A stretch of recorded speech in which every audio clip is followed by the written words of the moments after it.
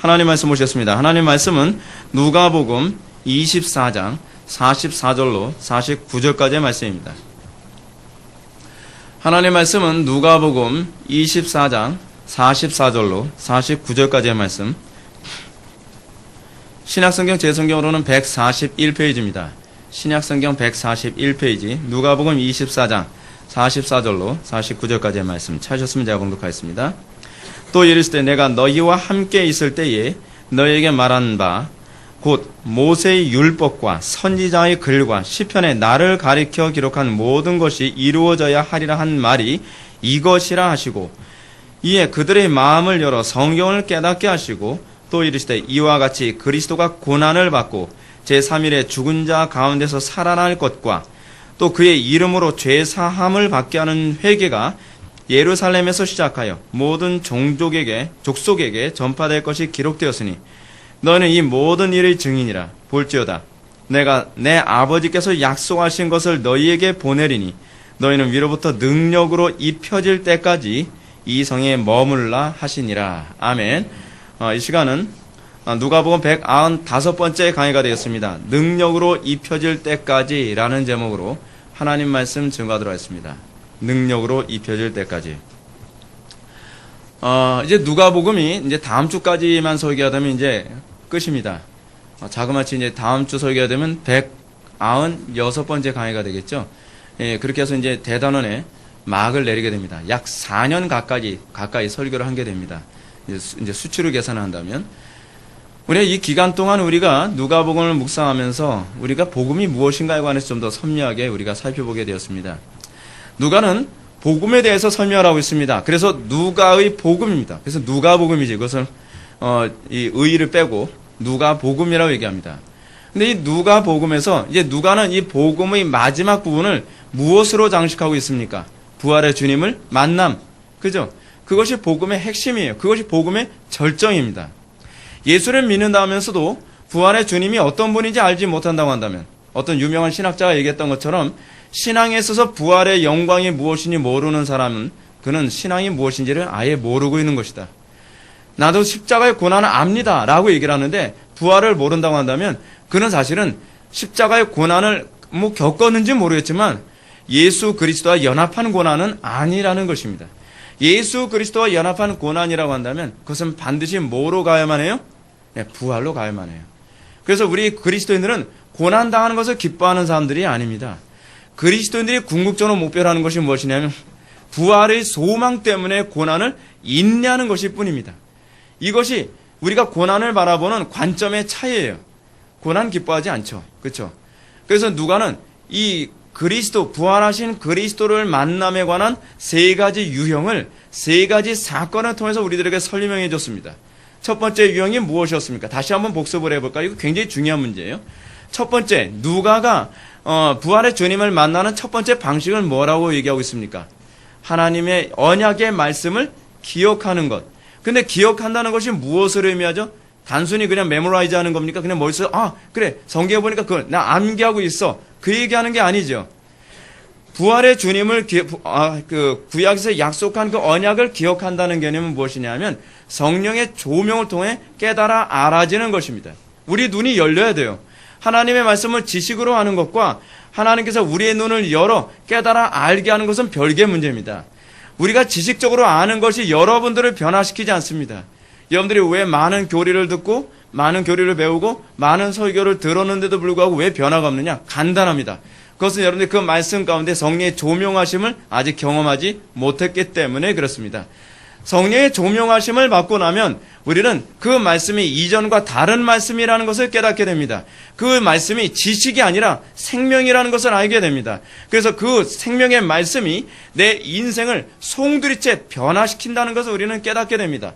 그랬을 때 우리는 비로소 복음이야말로 생명이다라고 하는 고백이 무슨 말인지 말귀를 알아듣게 되는 것이죠. 두 번째로 부활의 주님을 만나는 경험과 관련하여 우리에게 제공한 두 번째 사건이 무엇입니까?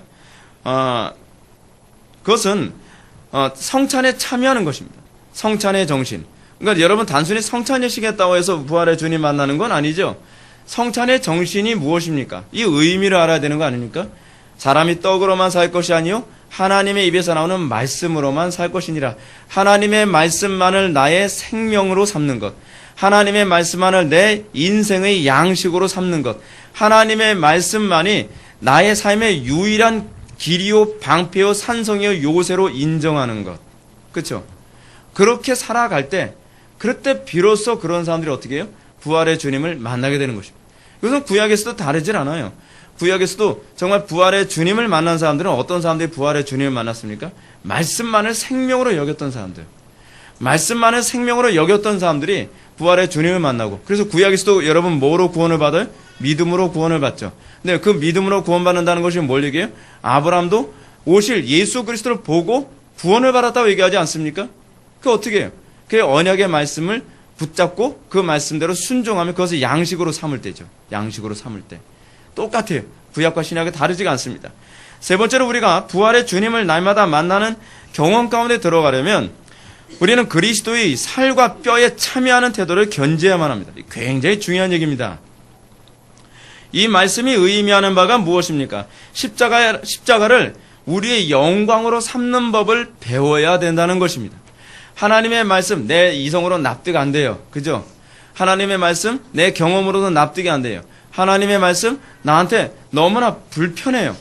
그럼에도 불구하고 우리가 그 십자가를 지고, 십자가 진다는 얘기가 무슨 얘기죠? 자기를 부인한다는 것이죠. 내 생각과 내 경험과 내 본성을 부인하며 우리가 그 말씀대로 우리가 살아갈 때 우리는 우리의 삶 속에서 예수님의 살처럼 찢기고 우리의 뼈가 예수님의 뼈처럼 드러나는 것과 같은 삶을 살게 됩니다. 고통스럽죠? 괴롭습니다.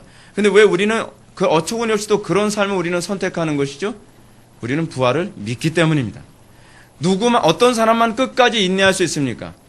왜 부활의 교리가 중요하냐 하면 우리가 마지막 소망이 있을 때라야만 그 사람들에겐 끝까지 인내함이 있기 때문에 그렇습니다. 여러분, 우리가 왜 인내를 끝까지 못하는지 아십니까? 왜 중대에 우리는 인내하다 말고 중대에 포기하는지 아십니까? 우리가 그리스도의 부활에 참여한다는 것, 우리가 그리스도의 부활에 연합한다는 것을 사실 믿지 않기 때문에 그렇습니다. 그래서 부활신앙이 절정인 거예요. 누가도 그래서 부활신앙을 절정으로 맨 마지막에 핵심으로 다루고 있는 것입니다. 기독교 신앙에서 예수님의 살과 뼈가 없는 신앙은 유령과 같은 신앙입니다. 예수님께서 유령은 살과 뼈가 없으되라고 말씀하신 것처럼 실체가 없는 신앙을 여러분 신앙이라고 얘기하면 곤란합니다. 오늘날 많은 기독교인들이 살과 뼈가 없습니다. 유령 같은 신앙을 가지고 있습니다. 실체가 없습니다. 예수 믿는다고 하는데 그리스도의 고난에 참여한 실체가 없습니다. 그리스도의 뼈에, 그리스도의 살에 참여한 실체가 없습니다. 그냥 교회만 열심히 다니는 것이죠. 뭐 아는 척 많이 합니다. 배운 건 많아가지고 입은 살아서 뭐 말은 많이 해요. 근데 그 삶 속에서 뭐가 없죠? 그리스도의 향기가 나오질 않아요. 그리스도의 향기는요, 여러분, 흉내를 내서 나오지가 않아요. 그리스도의 향기는 자연스럽게 그의 삶 속에서 배어져서 흘러나오는 것입니다. 오늘날 기독교인들이 정말 필요한 것이 뭐냐 하면 억지로 예수 믿는 것처럼 이 흉내 내는 것이 아니라 그냥 가만히 있어도 그의 말과 그의 행동과 그의 표정에서 예수 믿음이 그냥 자연스럽게 흘러나오는 것이야만 하는 것이죠. 그것이 어떻게 나오는 것이죠? 그리스도의 살과 뼈에 참여한 그 실체 있는 신앙, 그 실체 있는 신앙에 참여했을 때 믿는 사람들이든 안 믿는 사람들이든 저 사람 진짜 예수 믿는 사람인 것 같다. 예, 그렇게 인정하게 되는 것 아니겠습니까? 가족들이 인정하고 자녀들이 인정하고 또는 친구들이 인정하고 직장 동료들이 인정해서 저 사람의 그 살과 뼈 속에 정말 그 뼈 속 깊이 저 사람은 정말 그리스도인이구나. 그리스도의 거룩함이 있고 그리스도의 지혜로움이 있고 그리스도의 탁월함이 있고 그리스도의 성실함이 있구나. 그리스도의 희생이 있구나. 이것이 나타났을 때 그가 진정으로 그리스도의 영광을 보고 부활하신 주님을 만나는 경험을 했다고 얘기할 수 있지 않겠습니까? 이제 우리는 부활하신 주님께서 승천하시기 전에 제자들에게 마지막으로 하신 말씀이 무엇인가? 이제 우리는 그것을 살펴보고자 합니다. 44절부터 45절의 말씀을 보시겠습니다. 다 같이 한번 읽어보실까요? 시작. 또 이르시되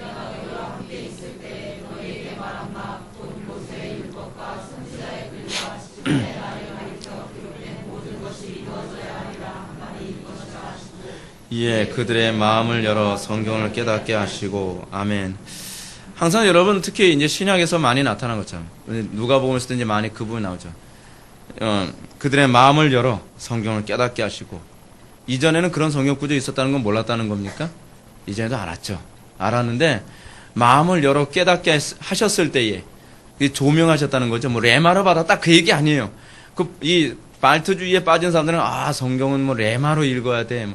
레마로 읽는다는 얘기는요, 여러분들 직관으로 읽는다는 얘기입니다. 여러분들 마음에 땡기는 대로 읽는다는 표현이에요. 이게 나쁜 표현을 하게 된다면요.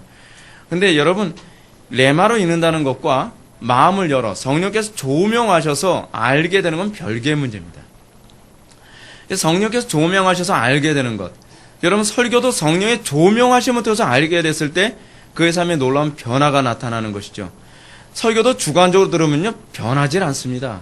오늘 은혜 받았어요. 은혜 받았어요. 근데 뭐 어떻게 은혜 받았죠? 자기 방식대로 은혜 받은 거예요. 이거 변화가 없습니다. 왜 내 삶 속에 나는 은혜 많이 받는 것 같은데 변화가 없나? 그 자기 주관대로 성경을 해석하고 설교를 듣고 그렇게 그냥 자기 감동으로 받아서 그래요. 그건 아무 도움이 안 돼요. 항상 우리가 관심을 가져야 되는 건 하나님께서 깨달아 알게 하시는 것, 이 조명하심, 이것이 굉장히 중요한 문제입니다. 자, 하여간 어쨌든 우리 주님은 승천하시기 전에 제자들에게 마지막으로 하신 말씀은 예수님 자신에 대하여 구약성경, 즉 모세 율법과 선지자의 글과 시편에 예언된 모든 일을 성취하셔야만 했다라고 말씀하고 계십니다. 예수님 자신의 순환, 죽으심, 부활, 그리고 마지막 승천은 반드시 필연적으로 이루어져야만 합니다. 이거 굉장히 독특한 개념이에요. 예수님이 이 땅에 오신 목적이 뭐죠? 구약의 말씀을 성취시키기 위해서. 근데 이 개념이 또 이제 제가 뒤에서 다시 한번 설명하겠지만 이 개념이 누구에게도 적용되어지느냐? 그의 몸된 교회에게서도 그대로 적용되어져요. 우리를 왜 구원하셨죠? 하나님의 약속을, 하나님의 말씀을 성취시키기 위해서. 그러니까 하나님의 뜻에 우리가 관심을 갖지 않는다고 한다면 이건 신앙이 아닌 거예요. 하나님의 뜻이 어떻게 되든, 하나님의 나라가 어떻게 되든, 하나님의 뜻이 성취되든 난 그거 관심 없어. 난 항상 뭐만 관심 있죠? 천국 가는 것만 관심 있어. 이런 이기심이 교회 안에 가득해가지고요. 변하질 않은 거예요. 맨날 나 천국 갈 수 있나요? 천국을 뭐 제가 보내주나요? 천국에 가냐 안 가냐에 관한 문제가 아니라 그런데 예수를 믿으면 여러분들의 관심이 뭐냐면 내 뜻이 아니라 아버지의 뜻에만 관심을 갖게 돼야 돼요. 이게 구원받은 자의 특징이란 말이죠. 근데 우리는 아버지의 뜻에 관심이 없어요. 이게 한국교회의 보편적으로 나타난 특징이에요. 왜냐하면 그렇게 가르쳤어요. 그러다 보니까 맨날 하나님의 뜻이 하나님의 나라가 초토화돼도 그냥 나만 천국 가면 내용은 평안해 이 노래 맨날 부르는 거죠. 그 종교적 이기주의라죠. 종교적 이기주의. 이런 종교적 이기주의가 가득하니까 가정도 쑥대밭이고 사회도 쑥대밭이고 그런 거죠. 왜 쑥대밭이 되죠? 내 가정에 아버지의 뜻을 이루어야죠. 그게 우리가 구원받은 이유 아닙니까? 내가 몸담고 있는 교회에 아버지의 뜻을 이루어야죠. 이것이 여러분들 구원받은 이유 아닙니까? 여러분들 직장에 아버지의 뜻을 이루어야죠. 그것이 여러분들 구원받은 이유예요. 이 사회에 아버지의 뜻을 이루어야죠. 그게 우리가 구원받은 이유란 말이에요. 근데 우리는 구원받은 이유에 관심 없고 구원받은 결과, 구원받은 거는 천국 간다는 거지 이거에만 관심을 갖는 거예요. 이건 은혜 잘못 받은 거예요. 은혜 잘못 받은 거예요. 정상적으로 은혜 받으면 이렇게 사고가 그렇게 틀어질 수가 없어요. 그래서 우리는 예수님의 구약 성경을 율법과 선지자 시편으로 한정지어서 말씀하고 계신 것 먼저 한번 살펴봅시다. 여러분, 많은 사람들이 항상 정경을 어디까지 봐야만 합니까? 라고 하는 이해가 납니다. 누가복음 여기서 딱 나오죠. 예수님께서 정경을 딱 규정하셨어요. 정경을요. 뭐라고요? 모세의 율법. 그리고 또 뭐죠? 선지자의 글. 그리고 또 뭐죠? 시편. 이거를 이제 우리식으로 풀으면 이렇게 얘기할 수 있죠. 모세 오경. 그리고 또 뭐죠? 대선지서, 소선지서. 그리고 시편은 성문서를 얘기하는 거예요. 성문서를 얘기한다면 욥기, 시편, 잠언, 전도서, 아가서 이런 유형의 시편적 그 기록들 이런 것들만을 예수님 뭐라고 정경으로 규정하셨어요? 요거만 정경이다 라고 딱 규정하셨다는 거예요. 외경 들어갈 자리가 없어요. 이 규정은 유대인들이 규정했던 규정을 그대로 따르고 있는 규정이기도 해요. 그러니까 여러분, 우리는 끊임없이 이 정경론에 관해서 많은 그 논쟁이 일어나는데 요즘 와서는 더 정경론에 관한 문제가 많이 논쟁이 일어납니다. 왜 그러냐? 하나님의 말씀을 어찌하든 자꾸 하나님 말씀이 아니다라고 부정하고자 하는 이런 사조가 굉장히 강력하게 일어나고 있거든요. 이런 차원에서 여러분들이 신구약 성경이 하나님의 말씀이라고 하는 이 믿음이 견고하게 서 있지 않으면 여러분 큰일 납니다. 붙잡을 게 없어요. 여러분들 인생에서 기준을 삼을 것이 없어요. 요즘 신학자들이 자꾸 엉뚱한 소리 하죠. 뭐 보수 쪽에 있다고 하는 신학자들도 이거 뭐 사본학적으로 문제가 있다. 그런 소리 귀 기울이지 마십시오. 사본학적으로 문제가 있다 그러면 여러분 도대체 어디까지 사본학적으로 문제가 있고 사본학적 문제가 없는지를 어떻게 구분합니까? 굉장히 심각한 문제예요. 하여간 이 문제에 관해서 여러분들이 정확하게 이 부분을 통해서 정리할 수 있기를 바랍니다. 그리고 이 아울러 우리는 구약의 가르치는 핵심이 무엇인지를 여기서 이제 발견해야 됩니다. 그것은 바로 예수님을 가르쳐 기록한 것이라는 거예요. 구약 성경이 여러분 궁극적으로 얘기하고자 하는 바가 무엇인가? 예수님이 어떤 분이신가? 예수님을 계시한 거예요. 구약 성경 곳곳마다 예수님을 예표하고 있습니다. 예수님이 어떤 분이신지 역사와 사건과 다양한 계시를 통해서 가르치고 있습니다. 왜 이거 가르쳐주고 있는 거죠? 예수님 알아보라고요. 예수님 알아보라고. 이것이 바로 구약입니다. 근데 흥미로운 게 뭐죠? 구약을 열심히 연구했다고 하는 서기관들, 구약을 열심히 여기했다고 하는 바리새인들, 뭐 이런 사람들, 종교 지도자들. 여러분 정말 성경을 제대로 연구했으면 예수님 알아봤어야죠. 그렇죠? 메시아가 어떤 분인지 알아봤어야죠. 근데 문제는 뭐냐면 성경을 달달달 외우고 신학에 정통하다고 하는 그 양반들이 예수님을 딱 보고서 못 알아봐요. 그건 성경을 잘못 알고 있는 거죠. 잘못 배운 겁니다. 왜 그런가? 이게 성령의 조명을 받아서 알게 된 것과 지식으로만 알게 된 것의 차이가 바로 여기에 있는 것입니다. 여러분 우리는요 항상 성경을 읽을 때 문제가 아니라 욕심으로 성경을 읽는 것이 문제입니다. 성경을 읽을 때 항상 성령의 조명하심으로 읽지 않으면 여러분은요 참과 거짓 아무리 성경 많이 알아도 소용없어요. 참과 거짓이 뭔지 구분을 못해요. 무엇이 하나님의 뜻이고 무엇이 사단의 음성인지 구분 못해요. 항상 우리는 어떻게 하냐? 자기 방식대로 성경을 읽으니까 문제인 것이죠. 구약성이 궁극적으로 목표라는 것이 뭐냐면 이제 장차 오실 메시아가 있는데 언약이 성취되면 그분이 오실 거라는 거예요. 그래서 예수님께서 당신이 메시아됨을 구약의 언약의 성취로 끊임없이 보이셨죠. 눈먼 장님의 눈을 뜨게 하셨어요. 이 정도만 해도 짠 하면서 알 수 있는 문제 아니에요? 눈먼 장님의 눈을 뜨게 하시고 무리를 걸으시고 그리고 오병이의 기적을 일으키시고 그리고 수많은 병자들을 고치시고 다 뭐예요? 이사야의 예언을 다 그대로 성취하신 거죠. 구석구석 선지자들의 예언들, 모세오경에 나오는 예표들, 그 다 보여주신 거예요. 다 보여줘도 안 보이는 거죠. 안 보여요. 네가 예수냐? 네가 메시아냐? 너는 이단자 아니냐? 계속 그렇게 보는 것이죠. 이게 보기는 봐도 보지 못하고 듣기는 들어도 듣지 못하는 것이 바로 이겁니다. 신앙생활에서 여러분들이 가장 우리가 중요시하게 되는 게 뭐냐면 지식이 아니에요. 지식이 중요하지 않다는 얘기는 아닙니다. 오해하지 마세요. 우리에게서 가장 중요한 건 항상 성령께서 우리로 하여금 하나님을 알아보도록 만드시냐에 관한 문제입니다. 이게 없으면 성경 66권을 달달달 외워도 지옥 가는 데는 전혀 문제가 되지 않습니다. 여러분 자유주의 신학자들은요 우리보다 헬라어 히브리어 더 잘합니다. 자유주의 신학자들은요 성경 아주 달달달 외운 사람들 얼마나 많은지 모릅니다. 독일 신학자 중에 어떤 신학자는요 신약 성경을 헬라어로 외운 사람도 있어요. 여러분 그 정도로 머리 좋습니다. 신학자들이. 외국 신학자들은 장난이 아니에요. 구약을 뭐 히브리어로 외우고요. 그래도 여러분 천국 가는데 도움 하나도 안 돼요. 성령께서 조명하셔야 돼요.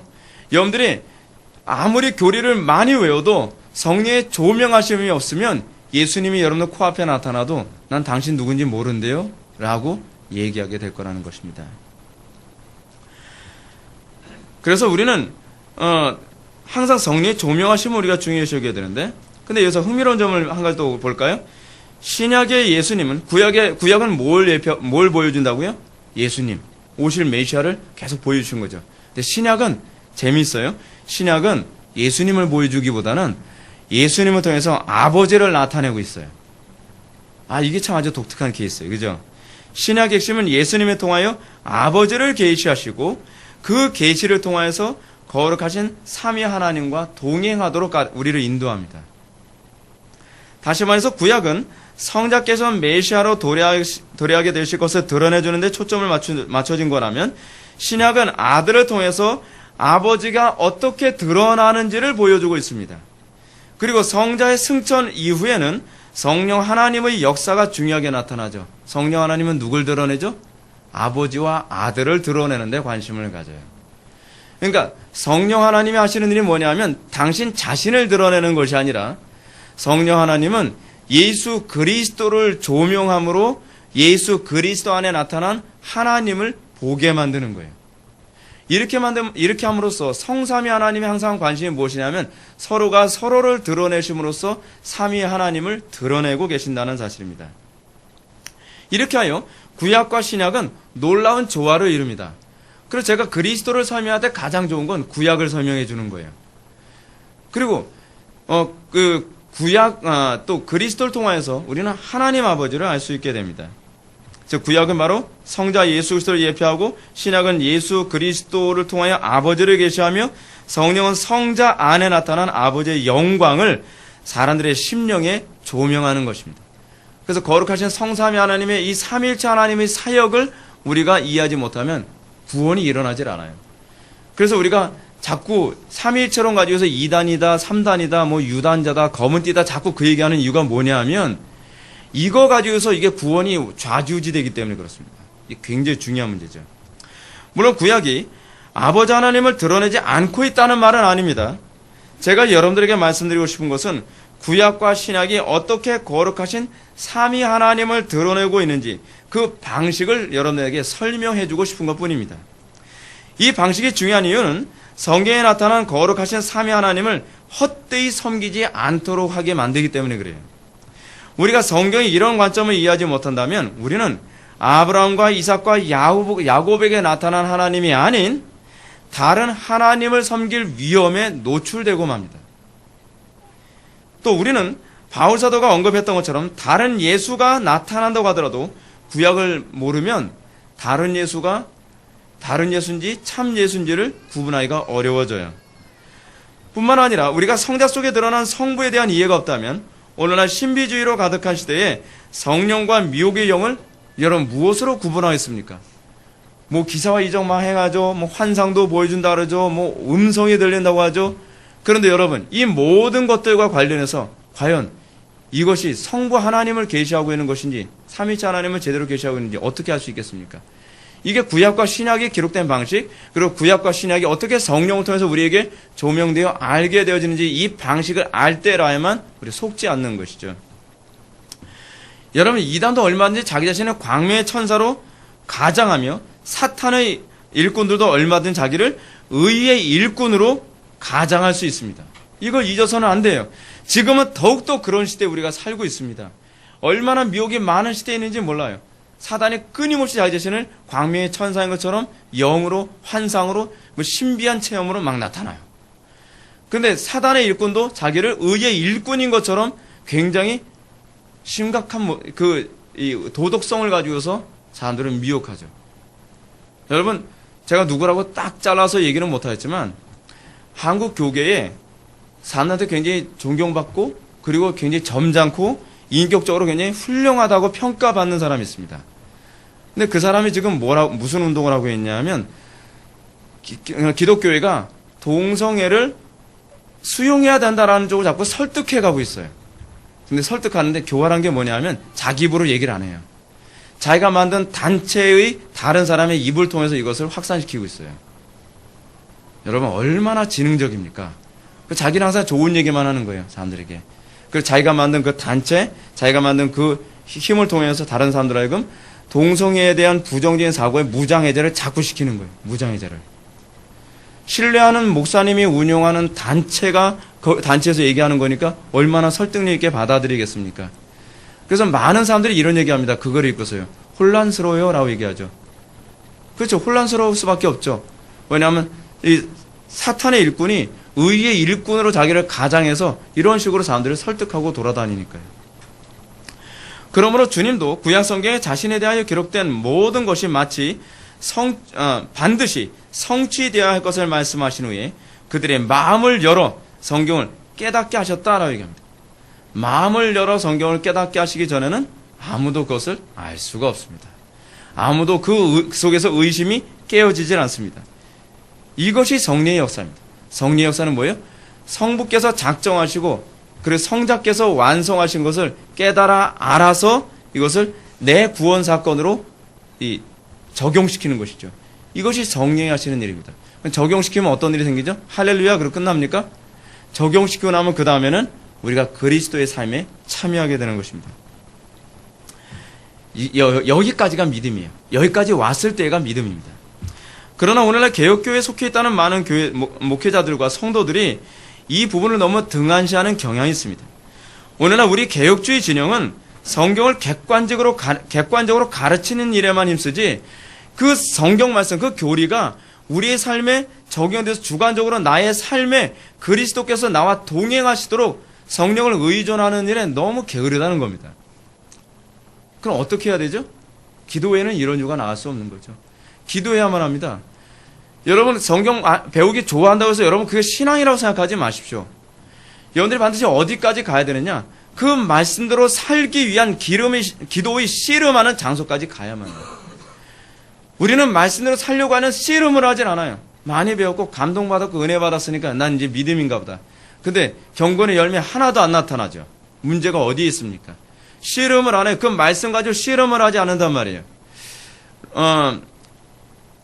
로버트 머레이 맥체인 목사님 같은 경우에도 항상 성경을 읽다가 그 말씀이 조명을 받고 나면 그분은 그 자리에서 뭐 하셨느냐? 성경을 놓고 더 읽는 데 힘쓰는 것이 아니라 그 말씀대로 살 수 있게 해달라고 눈물을 흘리며 기도했다 그럽니다.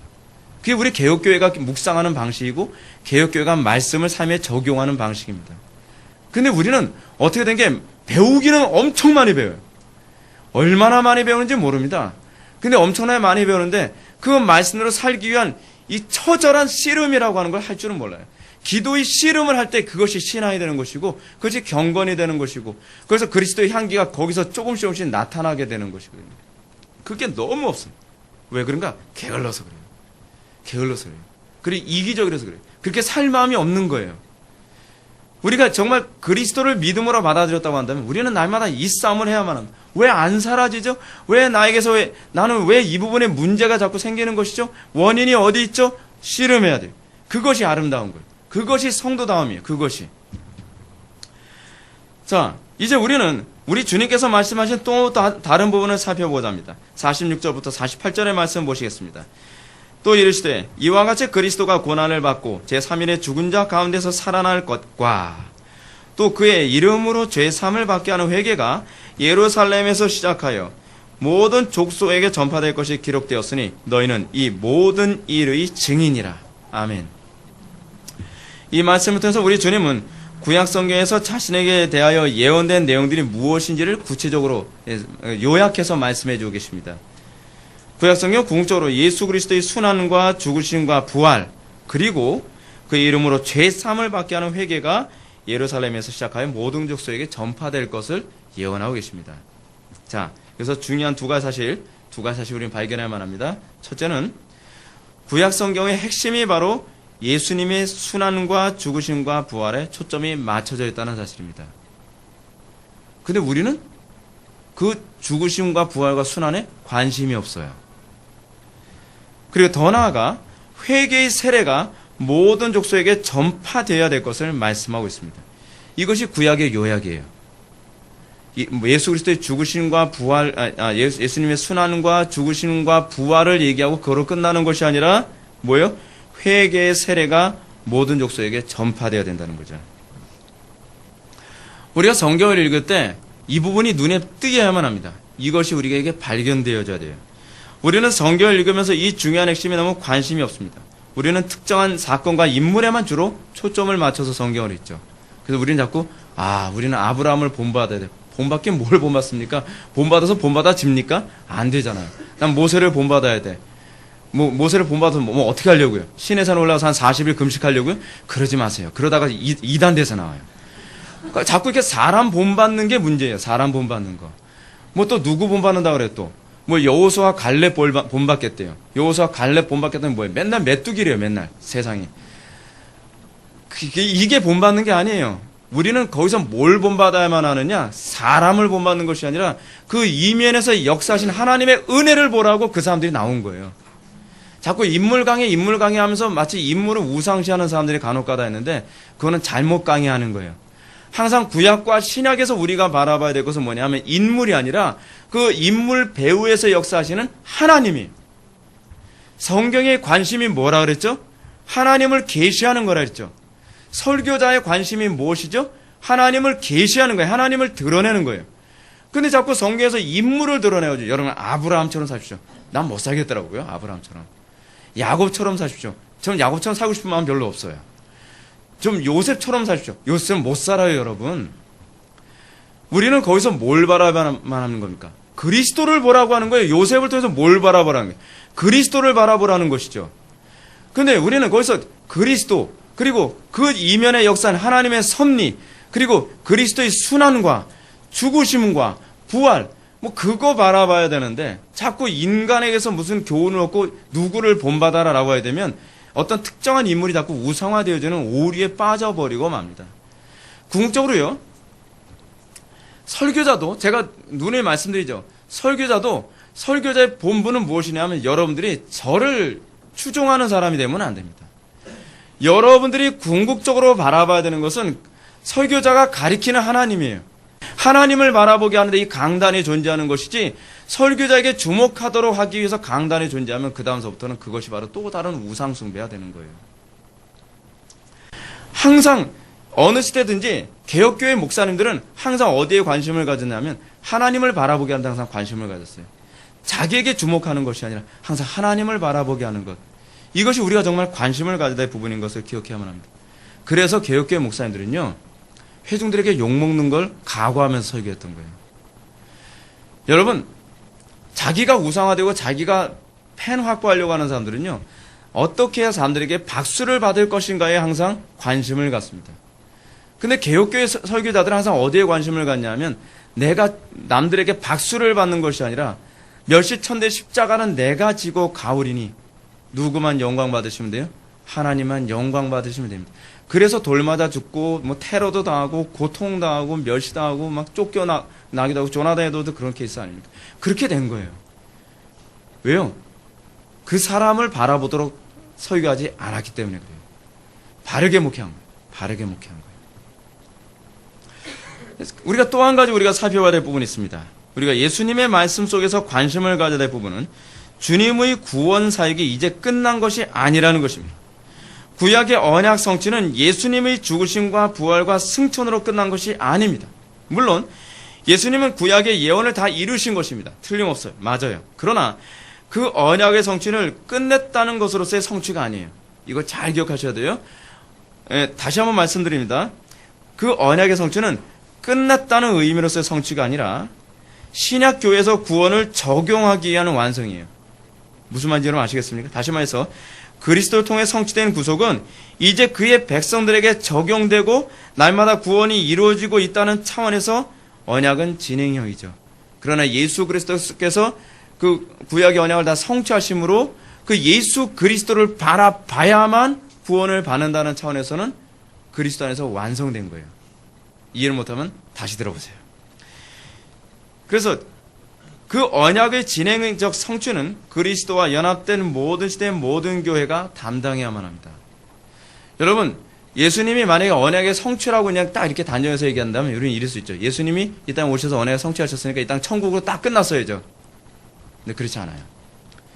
나머지 천국을 일궈 나가고 성취해 나가는 그 모든 역사는 교회가 져야 될 짐이에요.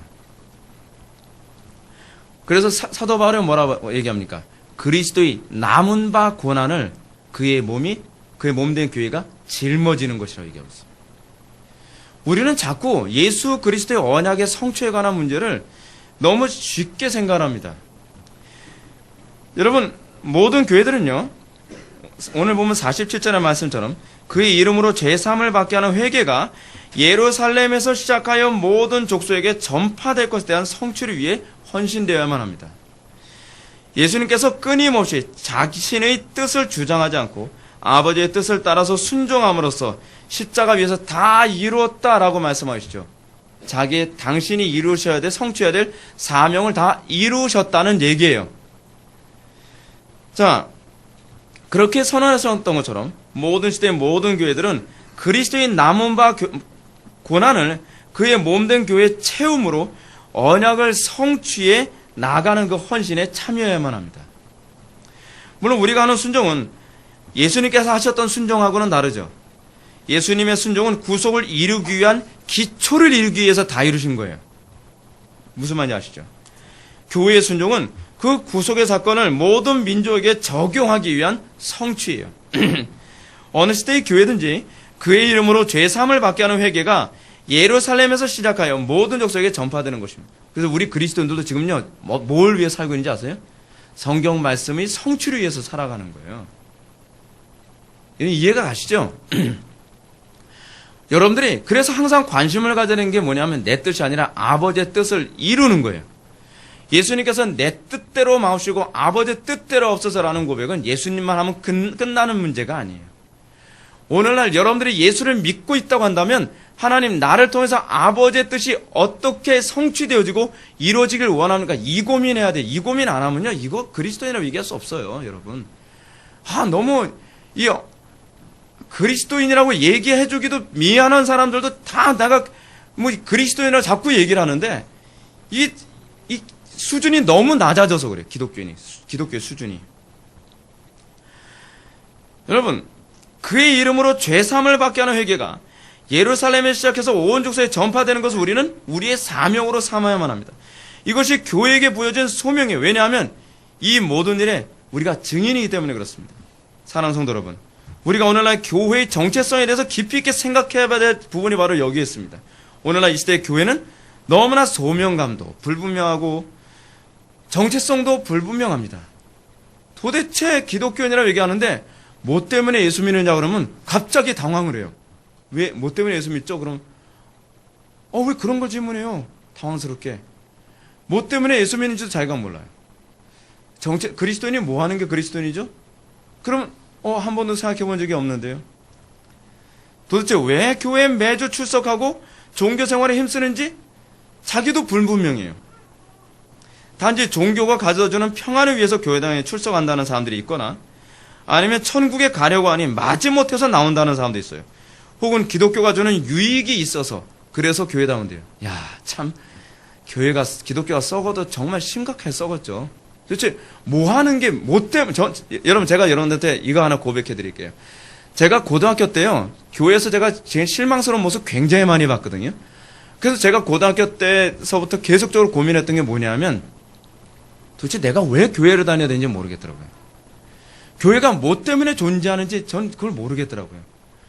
아니 많은 사람들이 바글바글 하는데 제가 고등학교 때 다녔던 교회가 한 1000명 모이는 교회였거든요. 저 사람들은 왜 앉아있는 거지? 저는 계속 그 고민했어요. 근데 그 사람들한테도 물어보면 자기네들 왜 앉아있는지 자기네들도 몰라요. 참 희한하죠. 그런데 여러분 우리나라에 좀 기독교인이 몇 명이래요? 뭐 좀 몇백만 된대요. 대단해요. 대단해. 어떻게 왜 앉아있는지도 모르는데 몇백만이 예배당에 와서 자리를 채우고 있어요. 희한하죠. 그게 사람이에요. 아무런 목표의식도 없이 아무런 정체성도 없이도요. 이런 수백 명, 수천 명, 수만 명을 자리에 앉힐 수가 있어요. 어떻게 가능하죠? 간단해요. 그들의 욕심만 채워주면 돼요. 아주 간단한 문제입니다. 그럼 사람들은 환호하죠. 그 사람들을 우상딴지 떠받들듯이 목사가 그 사람들 계속 떠받들어주고 그들의 기분을 좋게 만들어주고 그러면 되는 거예요. 오늘의 많은 사람들을 긁어모으는 방법이 무엇이냐 아십니까?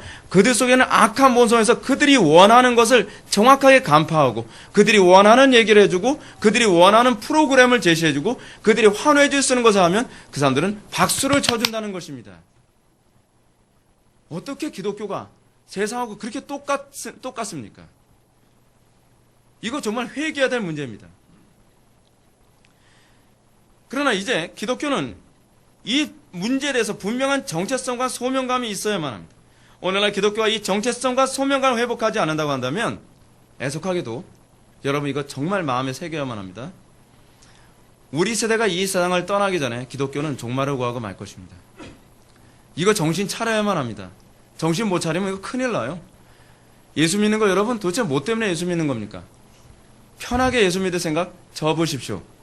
성경은 편하게 예수 믿는 법 가르쳐 준 적 없습니다. 여러분들 취향에 맞는 기독교 그런 거 없습니다. 여러분들 취향에 맞는 기독교는 이단에 가면 바글바글합니다. 그래서 사람들이 이단으로 많이 가는 거예요. 정통교리 아무리 들어도 사람들이 이단교리 가는 이유가 뭔지 아십니까? 여기서 비로소 내 욕구를 채울 수 있는 내가 원하는 종교를 찾았다는 거예요. 그럼 미혹되는 거예요. 그거 어디에 나오는 얘기죠? 이 데살로니가 후서 2장 9절부터 15절 이하 그 사이에 나오는 말이가 아닙니까?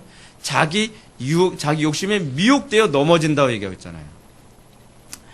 그러면 교회가 회복해야 될 정체성, 그리고 소명이란 무엇이었습니까? 그것은 그의 이름으로 죄삼을 받게 하는 회개가 예루살렘에서 시작하여 모든 족속에게 전파될 것. 바로 그거예요. 그거. 우리 이거 위해서 구원받은 거예요. 이것이 증인들이 해야 할 일입니다. 증인이란 단순히 예수 천당 불신족 외치는 게 아니에요. 누가가 말하고자 하는 증인의 핵심은 주님의 이름으로 죄삼을 받게 하는 회개를 선포하는 것입니다. 이게 무슨 말인지 좀 아리까리하죠? 감이 잘 안 오죠? 좀 있으면 감이 오게 되어 있어요.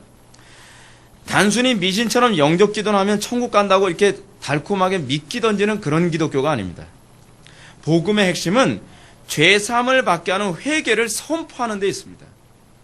사도행전 2장 38절을 보면 베드로가 그 설교를 했습니다. 베드로가 이르되 너희가 회개하여 각각 예수 그리스도의 이름으로 세례를 받고 죄사함을 받으라. 그리하면 성령의 선물을 받으리니. 정확하죠? 누가가 얘기했던 메시지가 그대로 똑같이 나오고 있죠. 초대교회 복음은 손쉽게 영적 기도하고 결심만 하면 천국 간다는 미신 같은 그런 메시지를 전한 적이 없습니다. 초대교회의 복음 선포는 너희가 회개하여 각각 예수 그리스도의 이름으로 세례를 받고 죄사함을 받으라는 것입니다. 이 선포의 순서를 잘 들어보십시오. 베드로는 먼저 죄사함을 얻게 하는 회개를 요구하고 있습니다. 회개 없이 죄사함이 있다는 거예요, 없다는 거예요? 영적교에서 해서되는 게 아니에요. 회개해야 돼요, 회개. 너희가 회개하여 각각 예수 그리스도의 이름으로 세례를 받고라는 말씀이 바로 이를 잘 보여줍니다. 그 다음에 49절의 말씀처럼 그리하면 성령의 선물을 받으리라는 약속을 선언합니다. 이것이 기독교 신앙에 입문하기 위해 성경이 가르치는 정확한 순서예요. 입문이 뭐라고요? 회개예요. 입문은 거기서부터 출발해요. 여러분들 그 도장에 처음에 입문하려면 뭐 해야 돼요? 입회비 내면 되죠? 근데 여러분 기독교 입문은요, 회개부터 시작해요. 좁은 문, 존 버넨의 철로역정 보게 되면 여러분 그 기독교 신앙이 어디서부터 시작된다 얘기합니까? 좁은 문을 들어가. 십자가를 지고. 네, 그러면서 입문이에요. 그게 입문이에요, 입문. 근데 우리는 그 입문을 건너뛰어버렸어요. 수많은 사람들이 다 건너뛰죠. 다음으로 넘어오는 거예요. 편안히 예수 믿는 것. 쉽게 예수 믿는 것. 그리고 남들한테 멸시천대 안 받고 예수 믿는 것. 그리고 희생하지 않고 예수 믿는 것. 그냥 뭐 교회만 다니면 된다면서 그런 식으로 예수 믿는 거예요. 출발부터 잘못된 거예요. 여러분 출발 다시 시작해야만 합니다. 그러니까 참 힘들겠죠. 멀리 갔는데 내가 지금 굉장히 멀리 왔는데 내가 지금 예수를 몇십 년 믿었는데 다시 스타트해서 출발점은 다시 오래요. 그게 힘든 거예요. 그래서 예수 오래 믿었다고 하는 사람들이 회개하기 힘든 거예요. 출발점은 다시 오라고 하니까. 그럼 여기서 여러분 회개가 무엇인지 한번 구체적으로 생각해 봅시다. 이건 잘 정의하셔야 돼요. 회개란 예적 삶에서 떠나는 겁니다. 아니, 좀 더 정확하게 말씀드린다면 이걸 여러분들 적으십시오. 인생의 궁극적 방향을 자신에게서 하나님께로 전환하는 겁니다. 방향 전환하는 거예요. 그래서 여러분 회개, repent라고 하는 이 회개라는 단어를 영영성 그 사전에서 뭐라고 번역을 했다고요? To change one's mind or purpose라고 얘기했어요. mind와 purpose, 목적을 전환하는 거예요. change하는 거예요. 바꾸는 거예요. 모든 방향을 하나님의 뜻으로 설정하는 거예요. 인생의 모든 결정, 예를 들어서 근데 배우자를 결정할 때도 어떻게 해요? 하나님의 뜻으로 방향을 설정하는 거예요.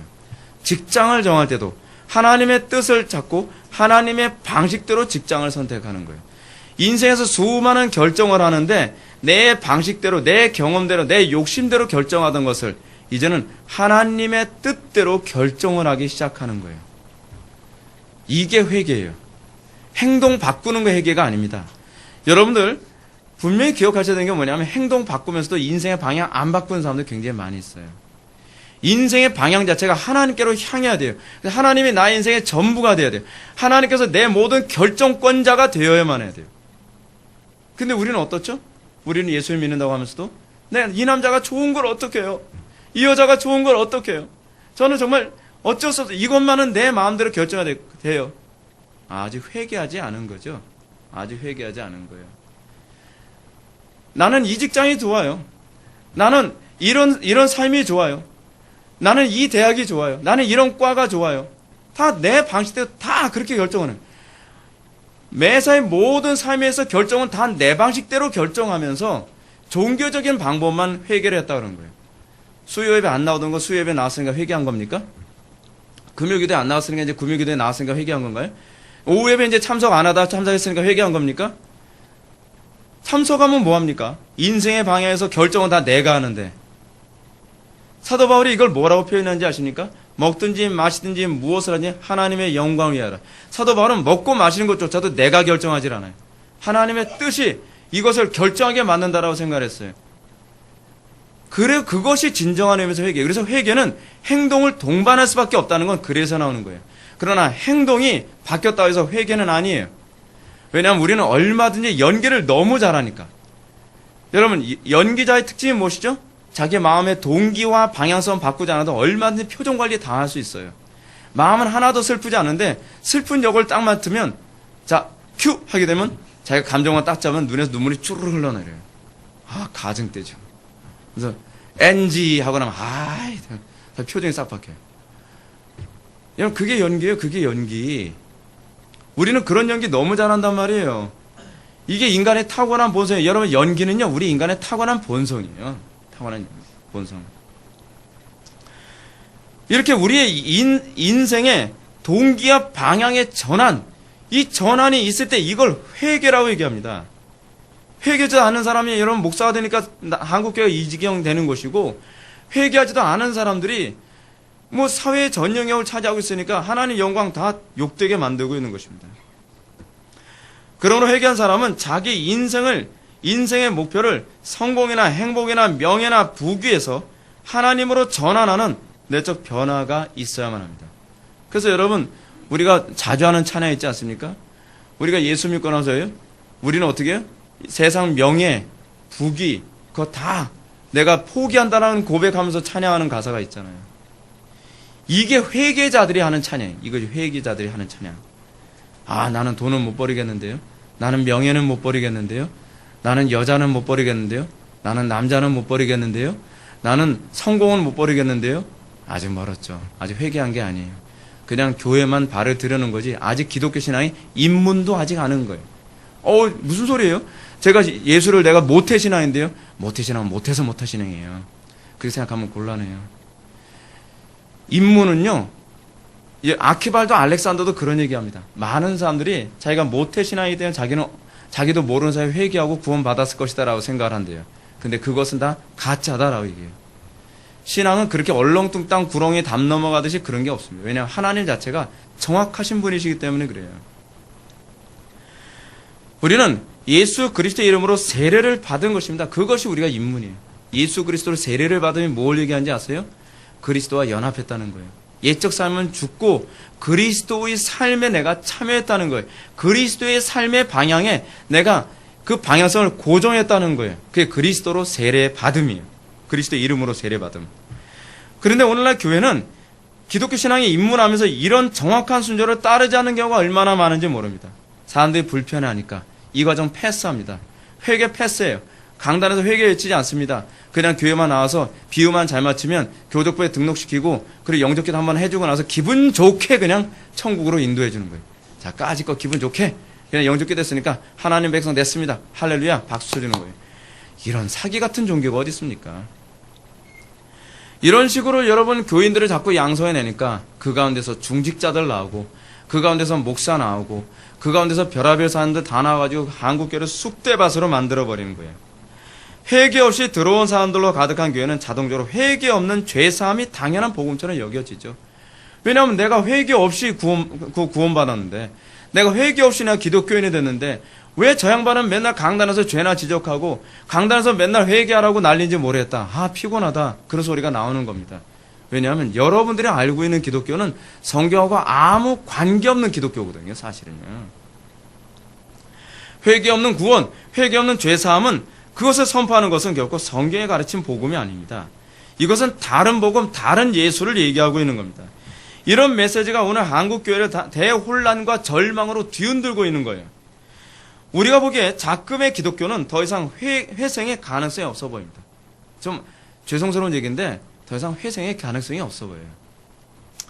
그러나 저는 지금부터라도 죄사함을 받게 하는 회개를 선포한다면 저는 가능성이 있다고 저는 생각합니다.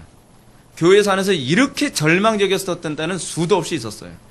근데 조지 휘필드나 조나단 에드워즈나 요한 웨슬리 같은 분들이 소위 죄사함을 받게 하는 회개를 선포하기 시작하자 다시 소망이 일어나기 시작했어요. 다시 시대가 바뀌기 시작을 했어요. 다시 온 도시 전체가 경건 다시 돌아오고 죄악에서 완전히 회개하는 역사가 나타났어요. 한국교회가 정말 살기를 원한다고 한다면 다시 여기로 돌아가야만 합니다. 죄사함을 얻게 하는 회개를 선포해야만 합니다. 듣든지 아니 듣든지, 사람들이 떨어져 나가든지 사람들이 들어오든지 돌을 던지든지 어쨌든지 살 수 있는 길은 이것밖에 없습니다.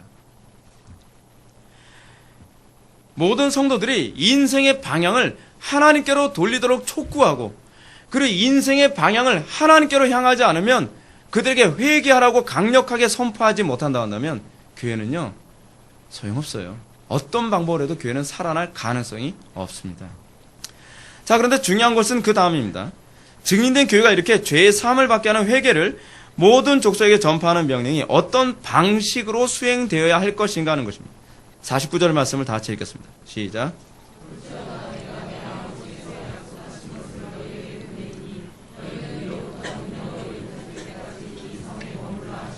아멘.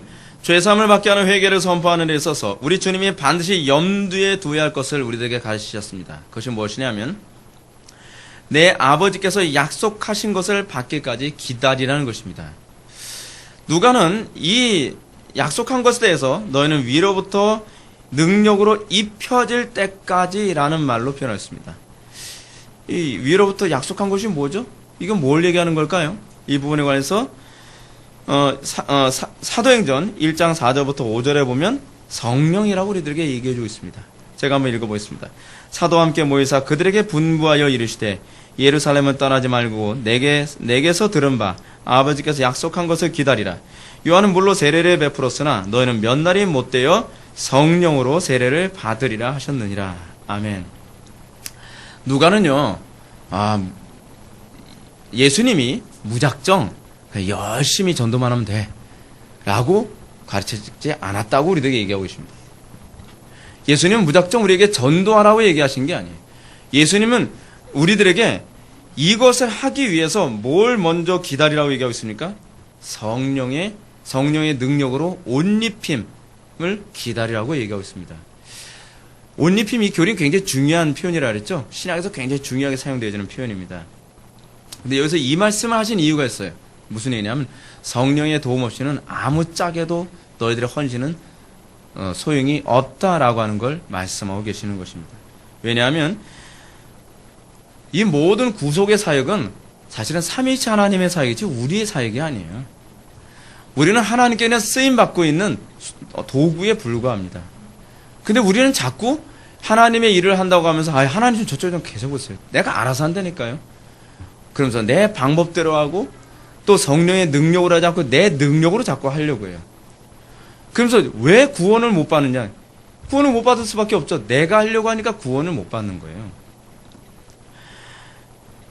성경은 우리에게 약속한 성령을 위로부터 능력으로 입혀질 때까지 기다리라고 얘기하고 있습니다. 그것이 예수님이 우리들에게 말씀하시는 개념입니다. 우린 자꾸 이걸 망각합니다. 우리는 복음 증거를 내 사역이라고 생각합니다. 내가 말을 잘하고 내가 교리적 지식이 많아야 하고 내가 용기가 있어야 된다고 생각합니다. 그러나 우리 주님은 복음 사역이 인간의 사역이 아니라는 것을 잊지 말라고 얘기합니다. 복음 사역을 여러분들 이거 깨닫기 전에는 여러분들 열매 못 맺습니다. 복음 사역의 열매를요. 하나님께서 다 하셔야만 합니다. 그리고 나는 하나님께서 쓰시는 수단으로 쓰임받는 것이 영광입니다라고 했을 때 하나님께 헌신하고도 잘난 체 안 하는 거예요. 자기 자랑 안 하는 것이죠. 하나님께 영광 돌리는 겁니다. 주님은 증인된 제자들이 성령으로 옷 입힘 받아야 할 것을 분명하게 상기시키고 있습니다. 성령의 능력으로 입혀짐을 받아야 한다는 말은 성령님께 붙들려야 한다는 얘기입니다. 성령님께 주도권을 내어 줄 수 있어야 한다는 얘기입니다. 성령님께 전적으로 의존되어야 한다는 얘기입니다. 내 수단과 내 능력과 내 지혜의 무능함을 깨달은 자만 이것을 경험하게 되고 이것이 무슨 말인지 말귀를 알아듣게 되는 것입니다. 신앙은 이거예요. 항상 주도권 싸움이에요. 하나님께 내 주도권을 내어놓을 때 이게 신앙이고 내가 주도권을 내가 잡겠습니다 하면 이게 불신앙인 거예요. 오늘날 이 시대의 기독교는 단순한 성경의 가르침을 쉽게 무시합니다. 이거 굉장히 단순한 얘기죠. 복음 전도를 하나님의 주권적 행위로 이해하지 않고 우리 인간의 기능적인 일로 치부해버립니다. 왜 이렇게 단순한 교리를 안 받아들일까요? 복음은 어때야 된다고요? 하나님이 하셔야 되는 거예요.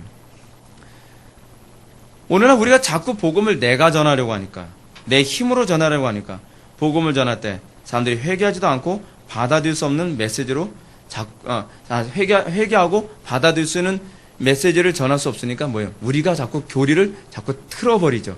사람들이 받아들일 수 있게 쉽게 얘기하죠. 그래서 여러분 요즘 교회가 어떻게 전도하죠? 전도하면 가관입니다. 가관이에요. 웃기지도 않아요. 웃기면 웃음이라도 나오지.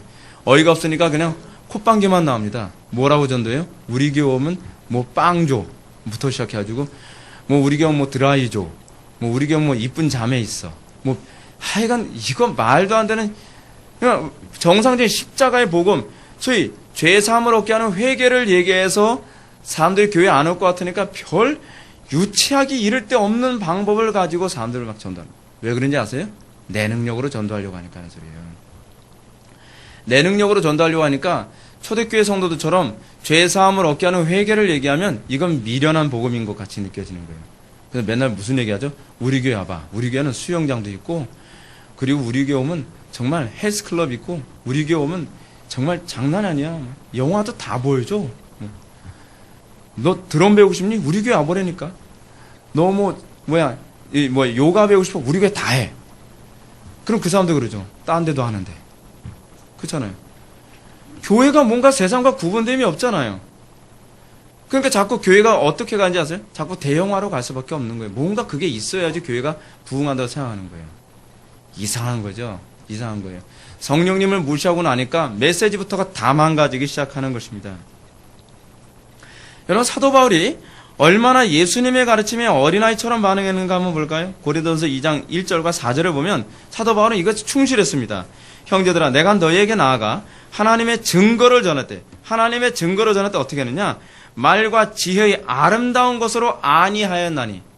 사도 바울은 자기의 잔머리를 가지고서 전도 안 했다고 얘기합니다. 또 4절 보면 내 말과 내 전도함이 설득력 있는 지혜의 말로 아니하고 다만 성령의 나타남과 능력으로 하여라고 얘기했습니다. 주님은 어느 시대든지 복음이 하나님의 뜻대로 전파되려면 하나님의 능력으로 전파되어야 된다고 우리에게 가르치고 계십니다. 하나님의 능력으로 전파하지 않고 우리의 능력으로 전파하려고 하면 복음을 자꾸 타협하게 되어 있어요. 여러분 생각해 보시죠. 여러분 타락한 그 본성을 가지고 맨정신으로 여러분 십자가지라고 하는데 누가 받아들이겠습니까? 상식적으로 안 받아들이죠. 여러분 맨정신을 가지고 여러분 욕심 포기해. 그리고 이 세상의 그 쾌락 포기해. 성공 포기해. 누가 하겠습니까? 안 하죠. 그러니까 여러분 전도할 때 어떻게 하는 거예요? 그렇게 하면 안 돼. 자꾸 그 속에 나오는 거예요. 어떻게 해야 된다고요? 우리 교회 목사님 자랑해. 목사님 잘생겼다 그래. 키는 조금 안 돼도 얼굴 하나 끝내준다 이게. 뭐 이런 식으로 자꾸. 예. 그 저 얘기하는 것 같은 느낌 들어서 괜히 민망한데. 뭐 그냥 그런 식으로 자꾸 이제 전도를 뭐 이상하게 자꾸 하는 거예요. 자꾸. 예.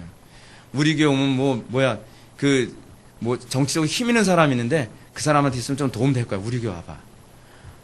아니 도대체 교회는 목적부터 사람을 망가뜨리잖아요.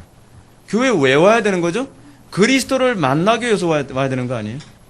너 그리스도 만나야 살아. 너 그렇게 해서 살겠니? 뭐 이렇게 복음이 나가야 되는데 너 우리 교회 목사님 만나봐. 진짜 장난이 아니라니까. 너무 멋져. 거기다 봤다가 지금 큰일 납니다, 여러분. 교회 죽는 소리예요, 그건요. 우리가 하나님의 능력에 붙들림 받으면 그 소리 차마 안 나옵니다. 성령님께 붙들림 받으면 우리가 복음의 본질로 돌아가게 되어 있습니다.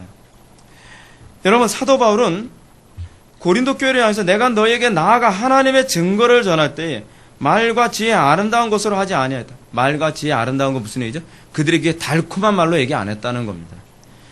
내 말과 내 전도함이 능력 있는 지혜의 말로 아니하고 다만 성령의 나타남과 능력으로 하였다. 무슨 얘기죠? 내 말주변과 내 탁월한 어떤 논리력, 설득력 이거로 너희들 전도하지 않았다. 난 단지 하나님의 능력으로만 전도했다. 이게 우리가 고백해야 될 고백입니다. 사랑하는 성도 여러분, 저는 오늘 이 말씀부터 다시 한번 꼭 강조하고 싶은 것이 이것입니다. 오늘은 한국교회 강단에서 복음이 원칙적으로 전해져야 한다는 것입니다. 제발 원칙적으로 전해졌으면 좋겠습니다. 한국교회가 살 수 있는 유일한 길은 사람의 숫자 늘리는 것이 아닙니다. 정치적인 힘을 발휘하는 것도 아닙니다. 한국교회가 살기 위해서 궁극적으로 회복해야 될 것은 죄사함을 얻게 하는 회개를 강력하게 선포하고 좁은 문부터 시작하라고 가르치는 겁니다. 좁은 문부터 시작해. 좁은 문부터 시작하는 거야. 회개부터 시작하는 거야 라고 교회가 다 시작을 해야 돼요.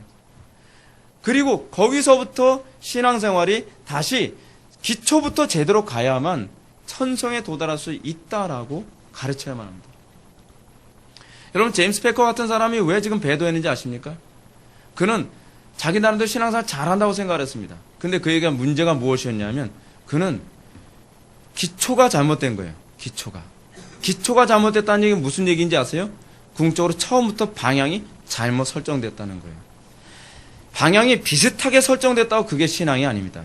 기독교 신앙은요, 진리를 추구하기 때문에 방향이 정확하게 그리스도로 향하지 않으면 조금만 빗나가도 하마르티아예요. 하마르티아가 뭐죠? 관역에서 빗나갔다는 얘기 아닙니까? 신앙은 정확하게 관역을 맞추는 것이지 관역을 향해서 쏘기만 하면 되는 게 아니에요. 근데 오늘날 기독교는 어떻죠? 아주 허공을 치듯이 관역을 향해서 쐈으면 맞았는지 안 맞았는지 그건 중요하지 않아요. 일단 내가 쐈다는 거예요. 이런 기독교가 과연 이 땅에 존재할 수 있겠습니까?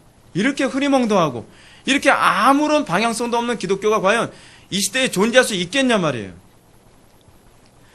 여러분, 오늘날 이 시대의 메시지는 무엇보다도 바른 메시지가 선포되어야 되지만 그 무엇보다도 성령님이 이 메시지의 주도권을 잡아야만 합니다. 여러분, 전도하지 않습니까? 주변 사람 전도하죠. 제발 성령님 의존하세요. 무슨 말 해야 되지? 난 교리가 부족한데. 그러지 마세요. 이 모든 일은 하나님이 하시는 거예요. 하나님께 주도권을 맡기는 법을 배워야 돼요. 그러지 않으면 자꾸 엉뚱한 소리에 가서 해서 괜히 전도하러 갔다가 오히려 더 문제 더 크게 만들었다. 그 소리가 자꾸 나오는 겁니다. 따라서 우리가 이렇게 정말 하나님의 영광에서 정말 살기를 원한다고 한다면 자꾸 나대는 것이 급한 것이 아니라 위로부터 능력이 입혀질 때까지 기도의 골방에서 씨름하는 일이 먼저 선행되어야만 합니다. 우린 너무 빨리 행동을 하려고 해요. 조지 뮬러가 얘기했던 것처럼 기도보다 앞서지 말자. 성령님보다 앞서지 말자. 하나님보다 앞서지 말자. 이것이 우리의 모토가 되어야만 합니다. 근데 우리는 기도보다 행동이 먼저 앞서고 우리는 성령님보다 우리가 먼저 앞서가고 하나님보다 우리가 먼저 앞서가면서 하나님의 일을 더욱더 자꾸 그르치고 있어요. 문제를 더 크게 만들고 있어요. 우리에게 정말 필요한 것은 그래서 뭔지 아십니까? 겸손이에요. 겸손이란 딴 게 아니에요. 하나님의 주권을 인정하는 게 겸손이에요. 남들 앞에서 고개 숙이면서 난 굉장히 아무것도 못해요. 그런 게 겸손이 아니에요. 우리가 위로부터 능력이 입혀졌을 때 사도 바울이 얘기했던 것처럼 모든 이론을 무너뜨리며 하나님을 아는 것을 대적하여 높아진 것을 다 무너뜨리고 모든 생각을 사로잡아 그리스도께 복종케 하는 놀라운 역사가 나타날 것을 믿으시기 바랍니다. 모든 시대의 탁월한 설교자들이 이것을 교과서처럼 지켰습니다. 모든 시대에 정말 하나님께 영광스럽게 쓰임 받았던 사람들은 이 가르침을 교과서처럼 순종함으로써 그들은 모든 이론을 무너뜨리며 하나님을 아는 것을 대적하여 높아진 것을 다 무너뜨리고 모든 생각을 사로잡아 그리스도께 복종케 하는데 하나님께 강력하게 쓰임받았다는 것을 믿으시기 바랍니다. 이것이 이 시대의 교회가 선택해야만 하는 유일한 길입니다. 다시 기도하셨습니다. 사랑이 많으신 하나님 아버지, 우리가 이 시대를 살아가면서 우리가 정말 믿음 지키기 힘든 시대라는 것을 공감하지만 우리가 신앙생활을 처음부터 바르게 하려는 생각을 너무나 안 하는 경향이 있습니다. 아버지 하나님, 우리가 정말 믿음을 지키기 원한다고 한다면 아버지 하나님, 우리가 정말 기초부터 말씀대로 살아야 될 줄 압니다. 우리에게 믿음 주시옵소서. 우리에게 겸손함 허락하여 주옵소서.